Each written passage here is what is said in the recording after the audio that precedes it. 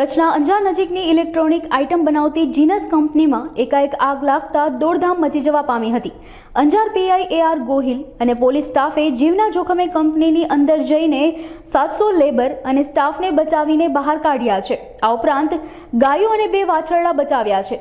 આગના સમાચાર મળતા જ અગ્નિશમક દળો ઘટના સ્થળે પહોંચી ગયા હતા અને કંપનીના કર્મચારીઓને પણ બહાર કાઢી લેવામાં આવ્યા હતા। આજે આગે એકાએક વિકરાળ સ્વરૂપ ધારણ કરતા કંપનીથી દૂર દૂર સુધી આગના ધુમાડા દેખાઈ રહ્યા હતા। આગને કાબૂમાં લેવા માટે અંજાર ફાયર બ્રિગેડની ટીમ ઉપરાંત ગાંધીધામ નગરપાલિકા, અંજારની અન્ય ખાનગી કંપનીના fire brigade, Deendayal port authority સહિતની 10 થી વધુ ટીમો ઘટના સ્થળે પહોંચી છે અને આગને કાબૂમાં લેવા કાર્યવાહી હાથ ધરી છે। વિકરાળ આગના સમાચાર મળતા જ પોલીસના અધિકારીઓ, અંજાર નાયબ કલેક્ટર અને અંજાર વિભાગ ધારાસભ્યો પણ ઘટના સ્થળે પહોંચ્યા હતા। અત્યાર સુધી જાનહાનિના કોઈ સમાચાર નથી।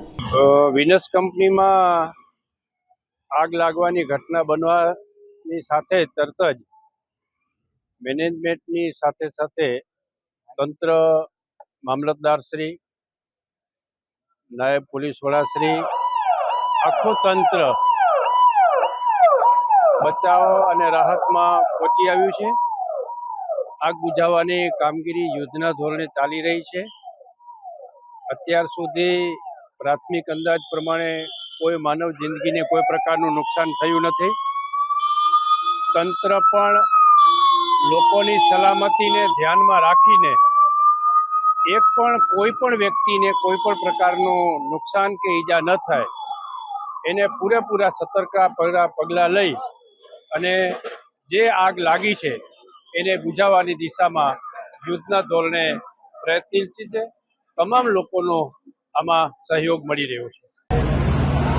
તો આજ રોજ જીનસ કંપની આ નામથી અંજાર ગાંધીધામ ખાતે આવેલ યુનિટમાં આગ લાગવાની ઘટના બનેલ છે, જેને લઈને બધી અમારી તાલુકાની ટીમ અહીંયા હાજર છે।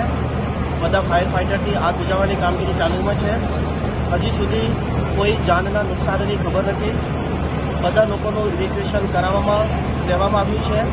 નજીકના એરિયા પણ ખાલી કરાવી લીધેલ છે અને આખી ટીમ બધા ફાયર ફાઇટર સાથે આગ બુઝાવવાની કામગીરી કરી રહી છે।